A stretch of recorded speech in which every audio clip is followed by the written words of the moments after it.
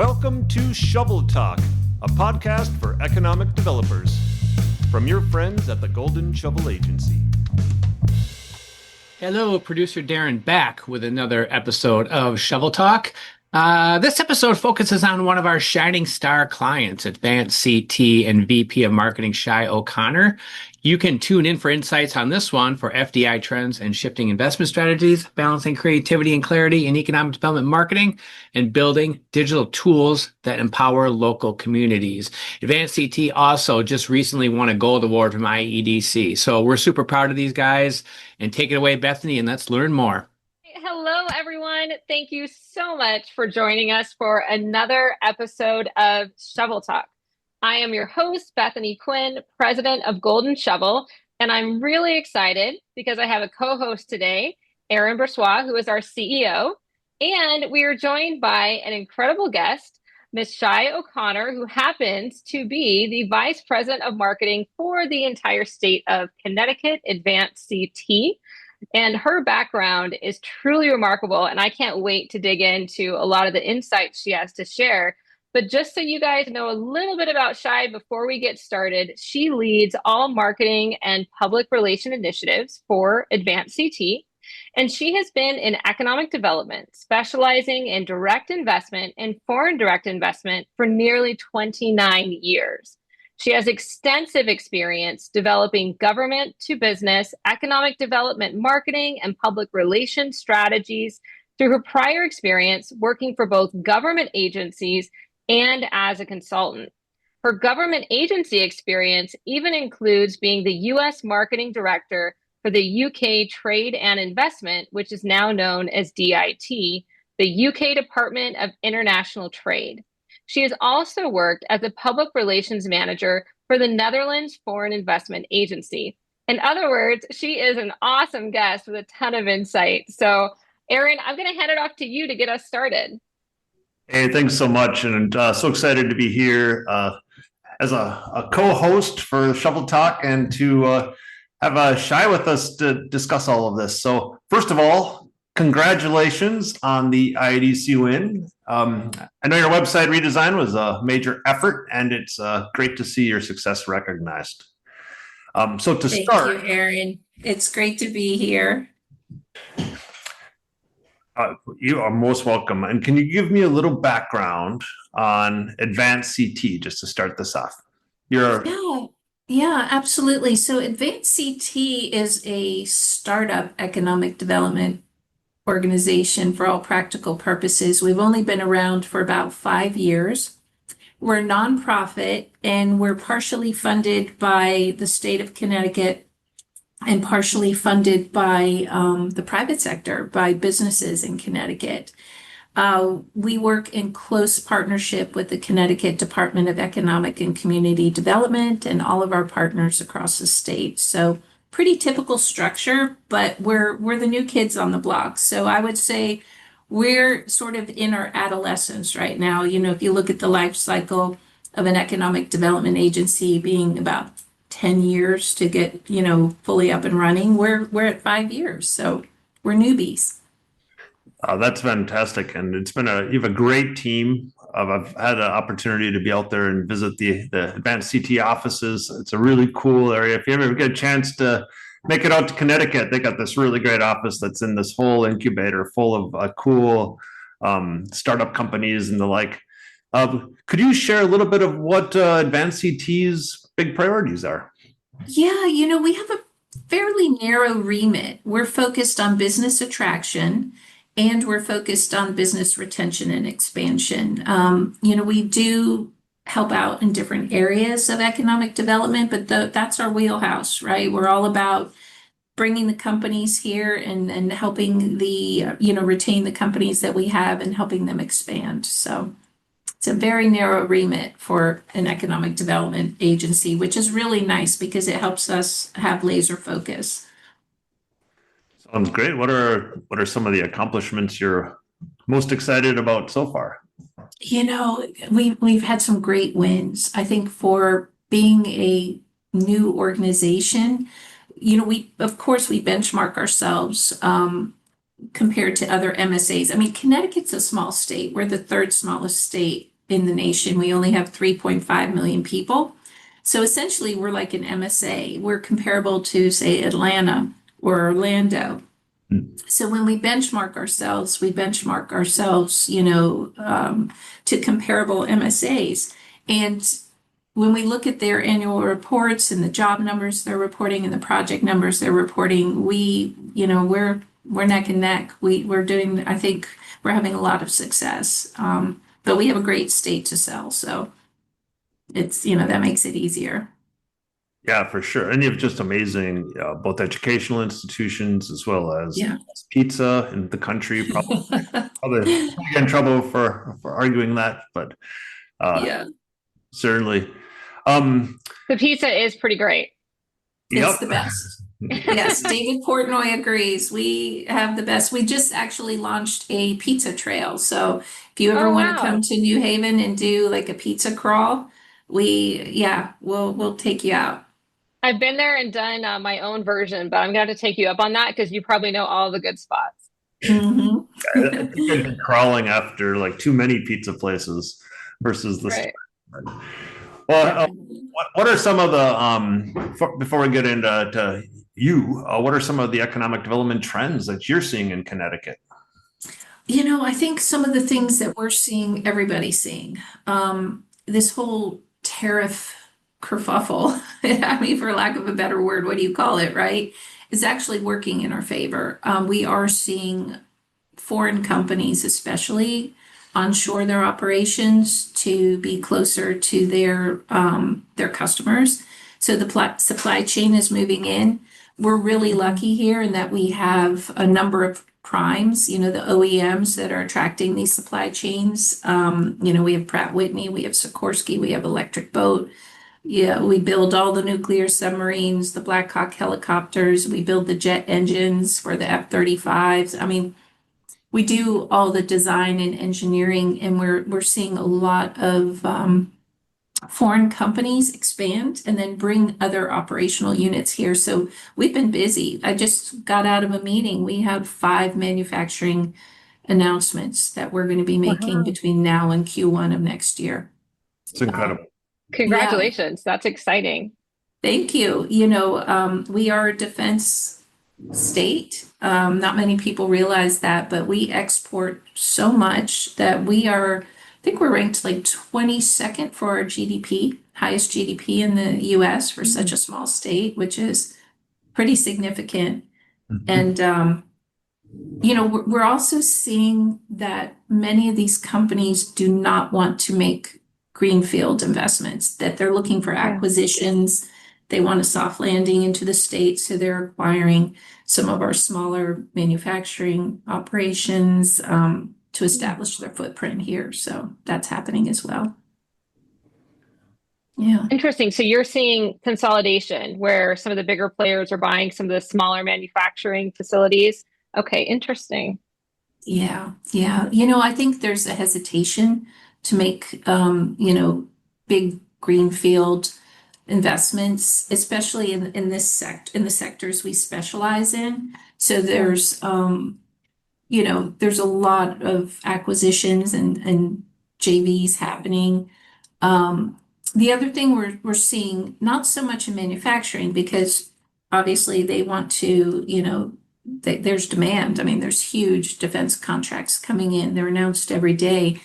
But some of the other sectors, they're sitting on our pipeline a little bit longer. I think pre-election, people wanted to see what was happening, with the federal government, and they're still, kind of a little hesitant, wanting to understand the landscape a bit more. Some of those are sitting on our pipelines longer, but for the most part, like I said, our manufacturing is going great guns. It's doing really well. That's awesome. Sounds positive. Yeah, it is. We're going to have a good year this year, so we're excited. Yeah, no, you should be. And I love how you talked about at the very beginning that you feel like you're in your adolescence. So to have wins like this very early on is also incredibly exciting. Yeah, it is. We have a really strong team, and that makes all the difference. We're small, but we get a lot accomplished. We cover a lot of ground. And, and on that note, what we're finding, talking about our website and, winning the IEDC award, what we're finding is that, it's our window to the world, and we're finding that it's playing a larger role in our prospecting. We're looking at the metrics, we track where our leads come from, and we're finding that it's, we're generating leads from our website. So, yeah. That's great. Well, we love to hear that since Golden I know. Shovel is behind that project. So thank you for that. I wanted to explore, just to give you a little bit of background, a lot of our listeners are new to economic development, or they are more junior in their career. We definitely have senior people who listen, but I always like to make sure that when I have someone with a lot of experience, we use it as an opportunity to help teach and to elevate people who are still newer to the industry.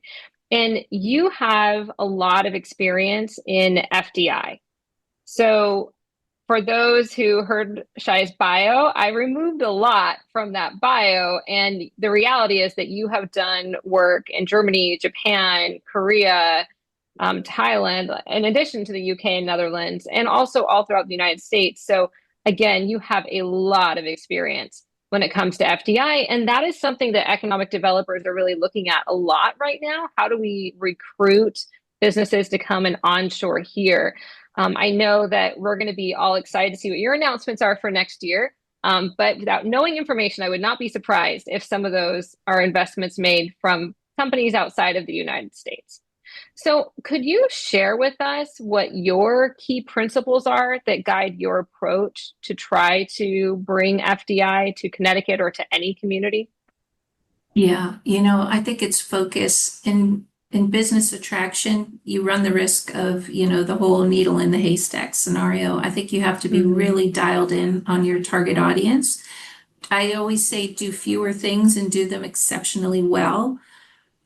Use your entire toolkit. It's not just one thing that's, there's no silver bullet. You have to do a lot of different things. So your website's important, your communications, your social media, your digital marketing, going to the trade shows in your key sectors where you can really compete. And I think we're at a time where there's so much competition out there. We can't be aspirational and say, oh, one day we want to be great at medical devices, so we're going to, shoot for the stars on medical, device outreach. You have to be really realistic and know what your secret sauce is, where your sweet spot is, and be targeted. I think you have to be really creative and stand out and leverage digital. But if you when we look at our CRM system and we look at where our projects are coming from, they're coming from all different sources. They're coming from trade shows. They're coming from just originating leads ourselves from research. But most of them right now are coming from our primes or our OEM supply chains. So, you have to look at what you have, what your assets are, and map it out. The great thing and the interesting thing about economic development is that no one community or state or country has, looks exactly the same. Every approach is very different. And for Connecticut, our approach is, it's different from any other state I've ever worked with. When I was on the consulting side, I've worked with a bunch of different states, and each one is very unique, and you really have to tailor your approach. I think that's important. So I think go ahead, Aaron. I was going to say, I was just in New Mexico. I did a presentation there, and I was lucky enough to catch a speaker from Lightcast, and had the term discretionary effort.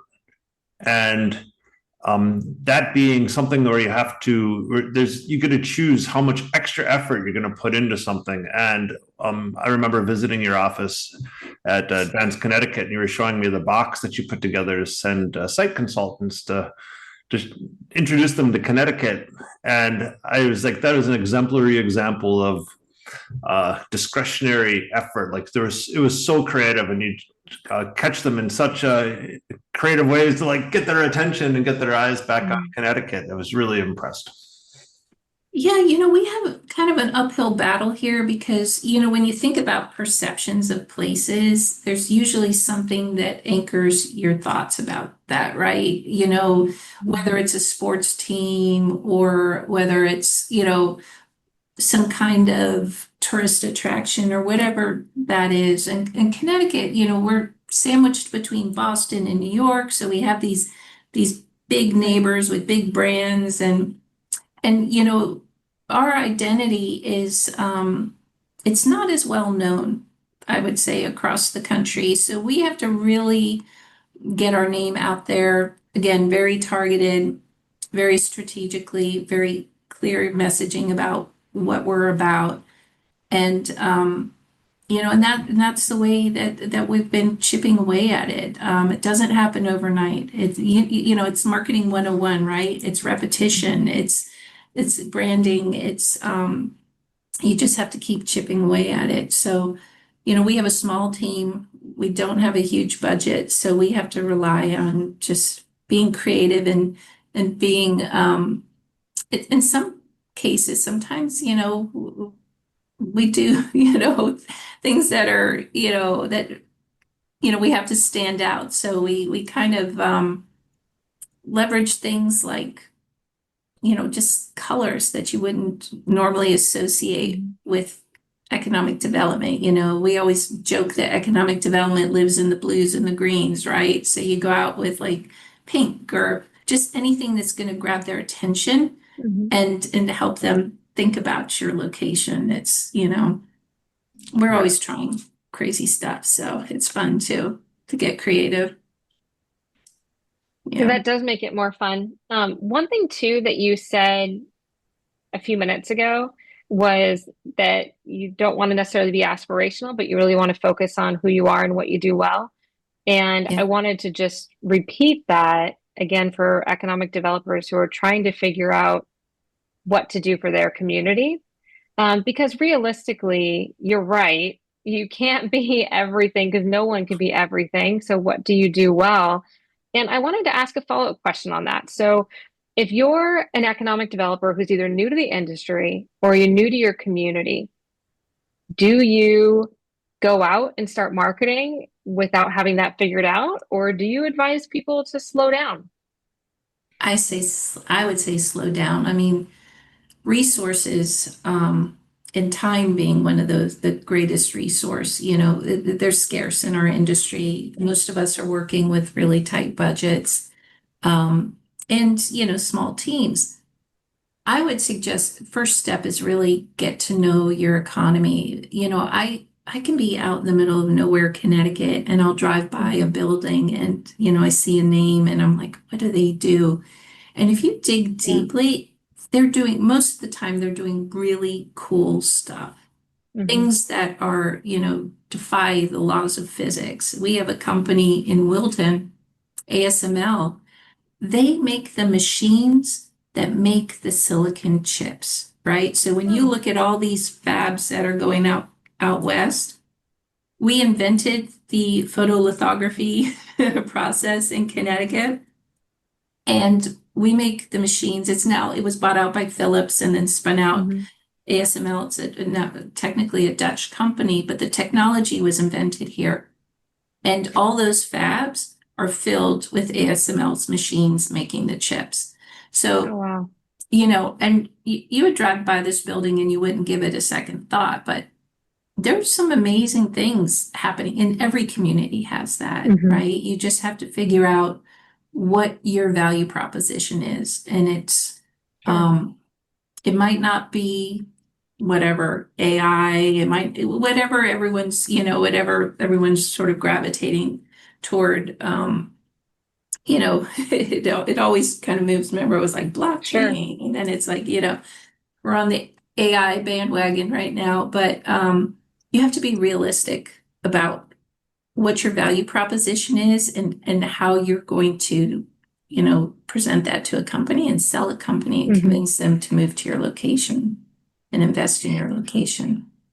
Yeah, and I know one thing that I recall from working with you is that you've also advocated in the past for really showcasing an entire ecosystem. And I've always thought that was a really smart approach. We, yeah, I mean, because, when think about this is a huge risk for them, right? These are Hmm. huge decisions. These keep these decision makers up at night, are they making Yeah. the right move? So you have to really demonstrate all the different components that support that decision for them. And, we talk about risk. We just, on our website, we have a risk report where, companies want predictability. They don't want any Hmm. surprises. So we have a risk report that runs the gamut from everything from, weather to, natural disasters to political risk. Hmm. And I think, another thing that we're really pushing right now are the soft factors. Our K through 12 education system is ranked second in the nation. We were just ranked number one, one of the safest places, the safest place state in the country. And those things, if your society is thriving and your people are thriving, your companies are going to thrive, right? People Sure. make the difference. It's all about the people. And if they're thriving, your business is going to thrive. And so we're also pushing, those messages Hmm. as well. Yeah. Which I think is an interesting and an important point because you're looking at it from that holistic perspective of what is going to help a company to be successful. And obviously, you can't succeed without people. And I, again, just want to point that out because a lot of economic developers are a little bit leery sometimes of diving into more of that softer side, more of that quality of life side. But it sounds like you have found that that's part of a winning formula for Connecticut. Absolutely. It's, one of the things that one of our key messages actually is, it is our people. We always Hmm. say that we compare ourselves to Switzerland. We always say we're the Switzerland of the US in the sense that we're not a super low cost market. We're not crazy high. We're not like, Sure. New York and Boston. But what we do have is we have a workforce that can do very complicated precision manufacturing. If something's super difficult, do it here. If you're assembling something, let's say if you're assembling a Hmm. plane, don't do it here, right? But if you're the engines, make the engines here, design the engines here, ship them wherever and assemble them. So, we know what our sweet spot is. We're not for everybody, but like I said, for companies that need extreme precision, Hmm. we're a perfect fit for them. Yeah. So it's knowing, what your secret sauce is. I always say, what every Yeah. place has it. Every place has it. And one of the things Iceland used to be a client of mine, and one thing I will never forget as long as I live is we were touring hydro plants, right? So hydro Hmm. energy plants. And they had in this one plant, they had a Westinghouse turbine that they installed in 1956. And this thing was still going strong. And when I looked around like the workshop and everything, it was so clean. It was cleaner than any hospital I've ever seen. And this was like a hydro Mm. plant. And what I took away from it was a certain pride of place and pride in their work. And this team of engineers had kept this thing running since 1956. And Wow. and I thought, you know what, this is their secret sauce, it's their workforce, right? These people, Hmm. no matter what job they do, they take it very seriously. There's a like extreme pride in a task in their work. Hmm. And I started honing in on that and looking into it, and it was true everywhere I went. And I was like, well, the Icelandic people, it's their workforce and it's their attitudes and it's their culture of work and and just, being so grateful for having a job, really, it translated into, this, I mean, it was just amazing. But, every place has that something, that special something about it. Yeah. It really stands out when the craftsmanship is at its peak. That's all in the pride. That's great. Yeah. And But it's a culture. It's a culture, as well. And your secret sauce could be just that. It could be just the culture of your place. Right. I want to talk more about your IEDC Gold Award for the Advanced Connecticut website. I just we're just so excited. Golden Shovel's been ecstatic about this, and if most of you are probably familiar with IEDC, it's the International Economic Development Council. It's the biggest game going on in the United States, and brings in groups from all around the world. Let me ask you about the AdvanceCT website. What were you really trying to accomplish when you were redesigning it? I think your website is your window to the world, right? It's your storefront. I always say that. Our website is used by, site consultants and business advisors looking at Connecticut, looking for comparative data and information. It's used by the companies. It's also used by all of our stakeholders and partners. So we have always taken a sort of data-driven approach to marketing. So there's a lot of data, there's a lot of stats, facts, reports, and things on our website. And so it's designed to be a sort of, aggregate of all the data that we have that can be shared with our partners, and also, the people looking at the state and considering Connecticut.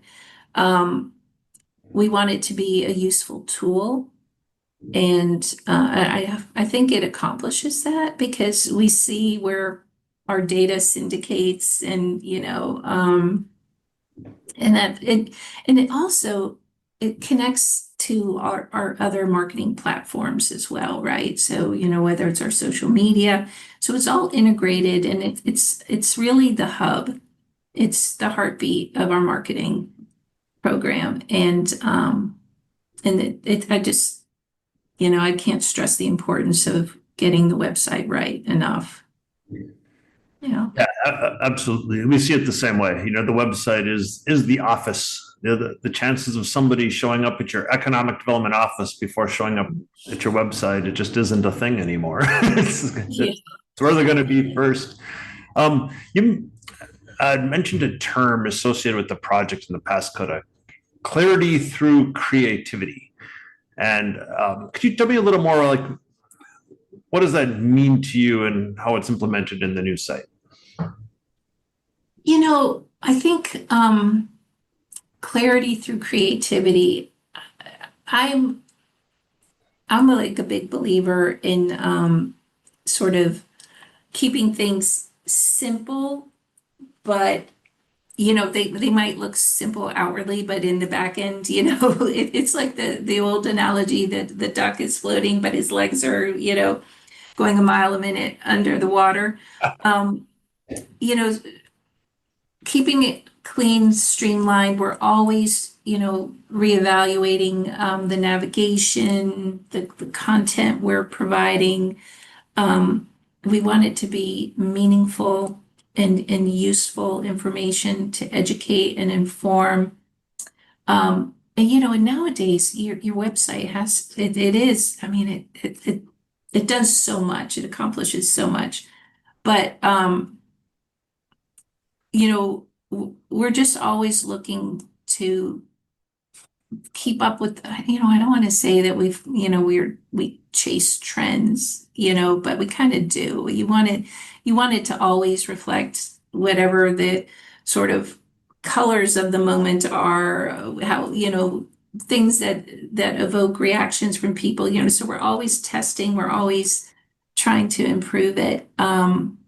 But yeah, keeping it relevant, keeping it updated, looking crisp, looking, shiny and new. I mean, you don't want to have you ever been to those websites and they look like they were done in, I don't know, like the 90s, or they're just, Yes, having made websites in the 90s, I'm very familiar with what that looks like. yeah, 1,000 links and just a mess to go search. Like, well, if it's available, The photos that are shrunken in the middle. yeah, yep, yeah, exactly. But yeah, but I see your point. Clarity through creativity. It's in a way, it's like a really good logo design, and you can get something that seems so crisp and clear, and that somebody might look at it and be like, well, like, how did they come up with that? I could have made that, but you don't realize how much time and effort and energy it takes to make something perfect. And sometimes that perfect thing is simple, but it's easy to use. And that's the idea. What kind of success have you had with the new project now that it's been running? Couple years now, at least 2 years. Yeah, no, it's, like I said, I looked at our CRM data to see the source of leads. We continually are putting leads into our pipeline that are, developed or, come in through our website. The analytics that you guys provide us with lead forensics, really helpful. We have a plugin to Zoom Info.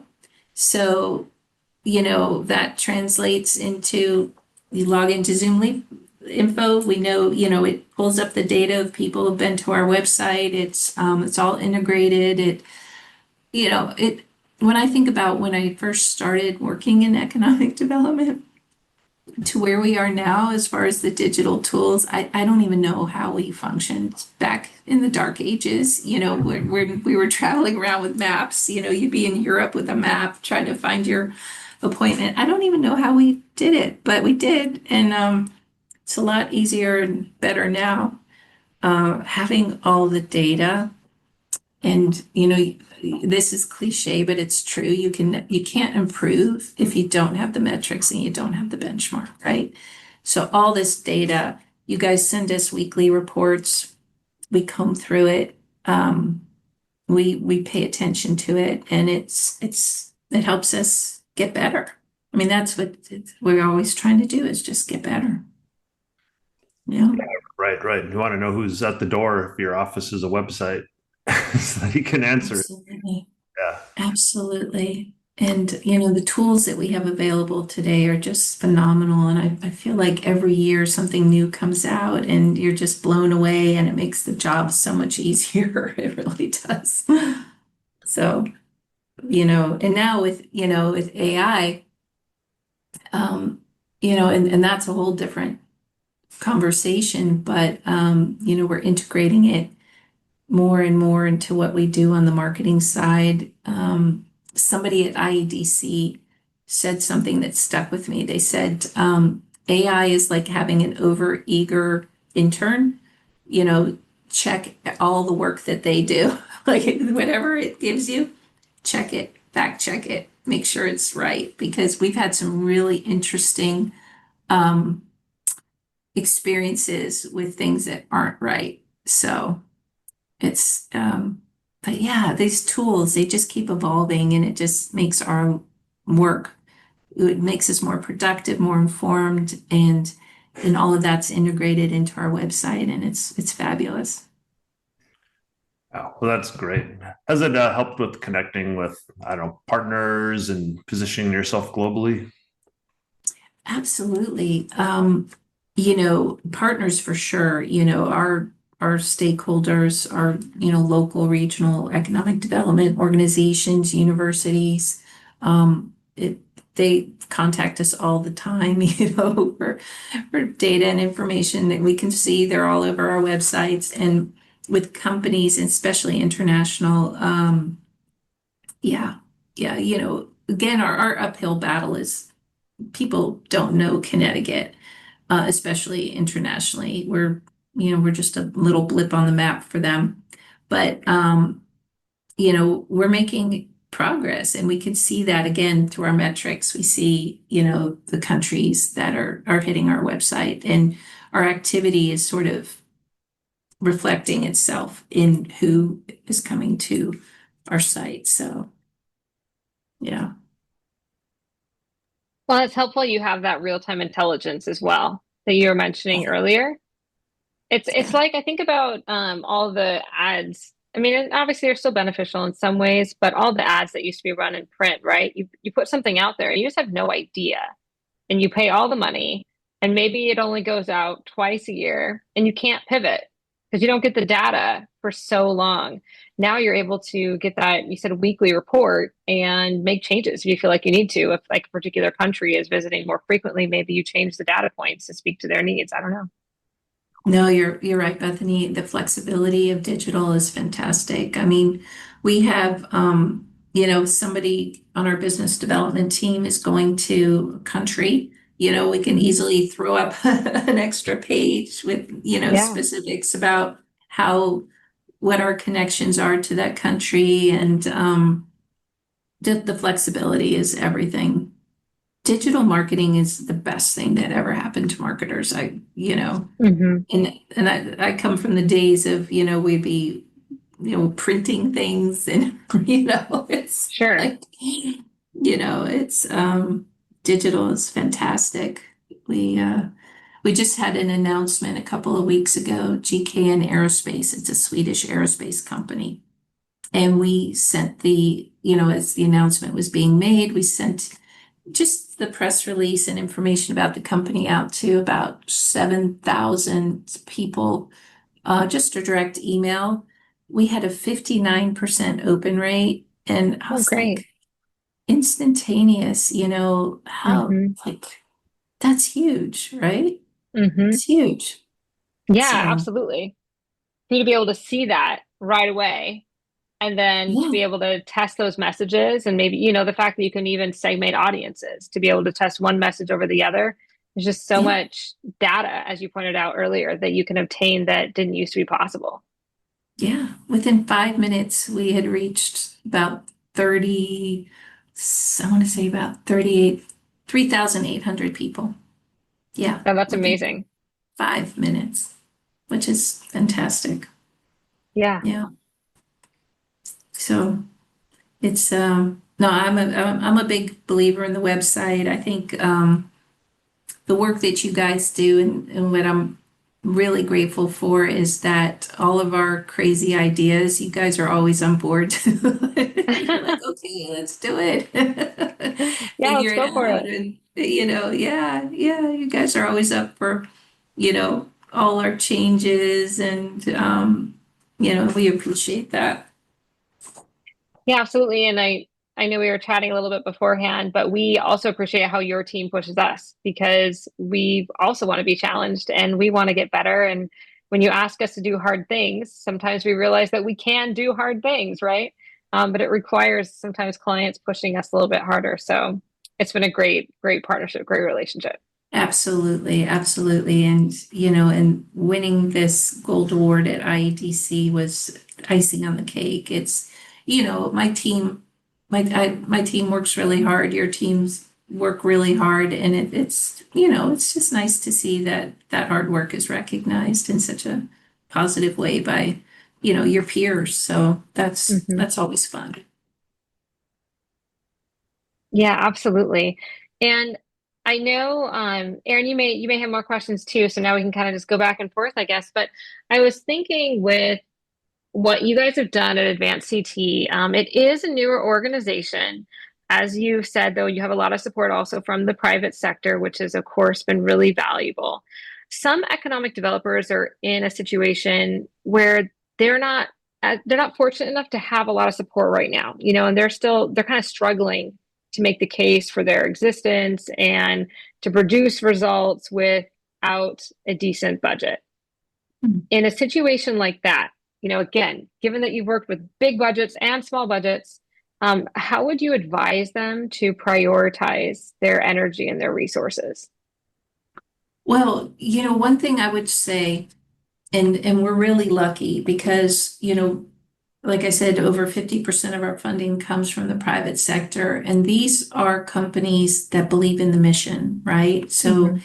It's not a transactional thing where they're going to become, members of AdvanceCT and, and get clients. It's not a transactional thing. It's companies that believe in the mission of, bringing in new companies, bringing in new intellectual property. I mentioned GK in aerospace, Swedish company. They brought in a additive manufacturing technology that doesn't exist in North America, and they've Oh, wow. brought it to Connecticut. So they bring in, it's more than jobs and CapEx and stuff like that. It's new skills, it's new ways of doing things, new engineering solutions. I think what they should do definitely, first thing is when you're in economic development, you have to guard against mission creep, right? Everyone comes to you to do things. You have to really focus on, what your objectives are, because there is a real mission creep. But if you have a tight budget, I think look at your resources locally. Definitely focus more on digital than anything else is for your marketing. But look at who you have. Look at your business executives, work those networks. Our members, we have a board that, these are big time executives of big time companies, but they give their time to us and they make introductions for us. And they, and I'm sure that people in smaller communities have these highly networked people in their communities, and you leverage the power of those networks. But I think if you can take stock of what you have locally and figure out ways to leverage those, I call them assets, but it could be a person, it could be a specific company. Maybe you have a company that exports a lot and they go to a trade show, say in Germany. Maybe you can tag along with them and, use their booth as a base and then go prospect. You have to leverage the assets that you have in your community. But as far as traditional marketing, it's digital. It doesn't cost much. There are amazing tools. We do all of our social media in-house. We do it on Canva like everybody else. We use, the design tools, InDesign, to do our pitch books for RFIs and things. I think get your foundation in place, the basics. You need a good PowerPoint deck for your pitch decks. You need to pull together all your data and information. You mentioned Lightcast, Aaron. My God, Lightcast, the data that you have, it's expensive, but you might be able to negotiate a good rate with them. Most of us are nonprofits. There's just have a good understanding of the tools out there that you can leverage to get things done. Because I really appreciate what you said about not only because an economic developer can feel like a lonely job, like you feel like you have to take it all on yourself, but the truth is you're representing what the whole community wants, which is designed, curated growth that's gonna fit and make where the groups that are gonna come in are gonna thrive. And I really appreciate what you said about, especially for more rural economic developers where they don't have the team that you're blessed. You have a small team maybe for a state, but you're blessed to have an excellent and very highly effective team, and to be able to reach out to your leading employers and take advantage of the fact that they're already out at certain conferences and they're already having a big splash in this place or that place, and they can bring some of the messaging, the economic development messaging, because they all have the same goals too, which is to thrive in the same community. And to remember that as economic developers, especially when you have your board that you have to be responsible for, and you've got all the leading employers that you should be responsible for, it can feel lonely at times, I imagine, and that really they're all there to accomplish the same goal. So absolutely. And I think rural economic development is the toughest. That is a tough road. That's not easy stuff. But but there are ways to work around that. Obviously, I haven't worked for too many rural communities. I've worked for states that have, definitely have rural regions, but that's a tough road. But I think now that we have, I think that anything digital is a game changer for rural communities. They definitely have a fighting chance. And I mentioned Iceland earlier, doing business attraction for Iceland, it's so specific. And it's kind of similar. I think, rural economic development, you're looking for a very specific type of company. But there's, Oklahoma was a client of mine years ago, and, the big agricultural research institutes in the middle of nowhere, right? I mean, there's always something that will fit, and you just have to understand your landscape to figure out. It's like doing a puzzle. You have to figure it out. You have to find all your pieces and see how they connect. And, getting to know your community first is the most important thing, like really knowing it and digging deep and finding out what exactly is going on, who you have, that you can, ask for help from. And yeah, that's important. That's a very important first step.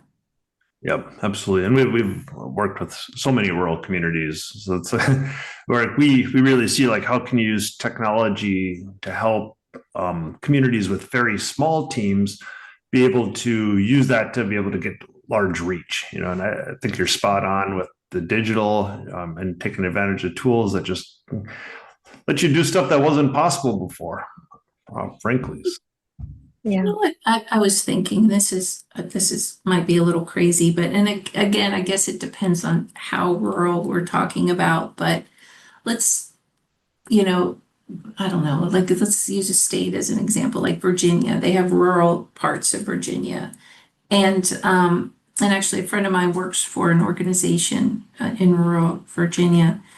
And you look at technology and you look at what with these phones, we're always looking at screens and things like that. One of the things that we do here, because we're always on our computers, we're always sitting at our desks, is everybody, just kind of goes outside and kind of communes with nature. It's a good way to clear your head when you're always dealing in the digital realm.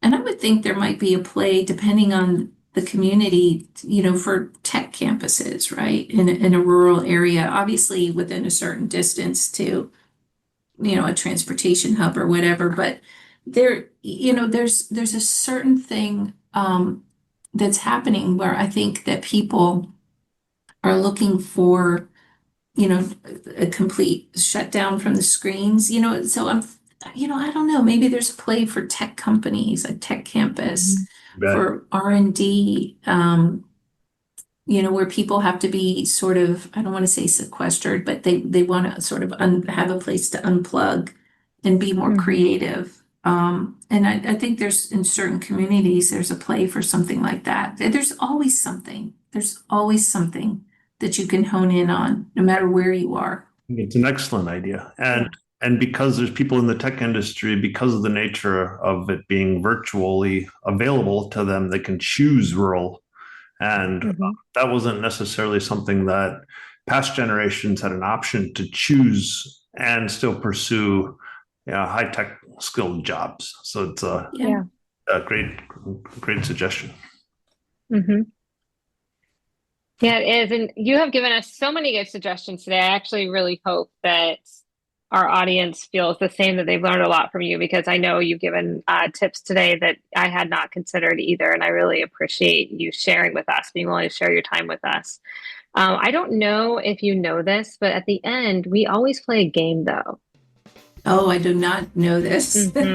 Yes. So at the end, we always play the shovel toss game. And in this game, we are going to ask you 10 random questions, and you just admitted you didn't know about it, right? So you've not seen these questions. You have not been prepped. And I'm going to pull out that phone you were just talking about to give us a stopwatch to time us for a minute and see how many random questions you can answer in 1 minute.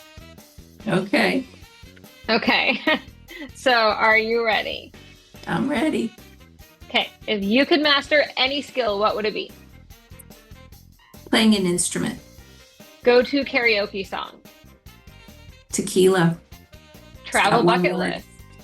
list. Yeah. What's on your travel bucket list? Gosh, I've been almost everywhere. I would say, oh, that's a tough one. Brazil. Food combination you love but others might find weird. Peanut butter and bacon sandwiches. Ooh. What would you do if you were invisible? I was invisible. I would. Gosh, that's a tough one. I would people watch, like you just observe people. Yeah. If your life had a theme song, what would it be? It wasn't me. Pineapple on pizza, yes or no? Oh, absolutely. Fictional character you'd swap lives with.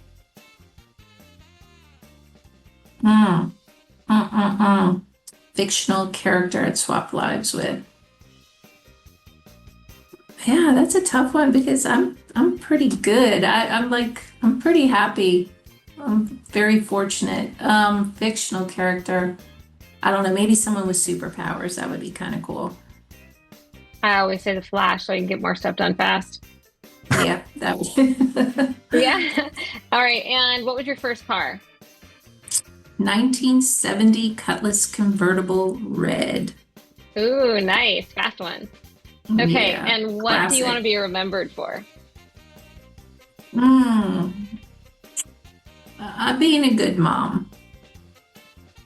All right. Well, you did a good job. You got through all 10. Some people can't get through all 10. They get stumped. So that was awesome. It did take you slightly longer than a minute, almost to 2 minutes, but you did it. Oh, So thank you so okay. much for playing along.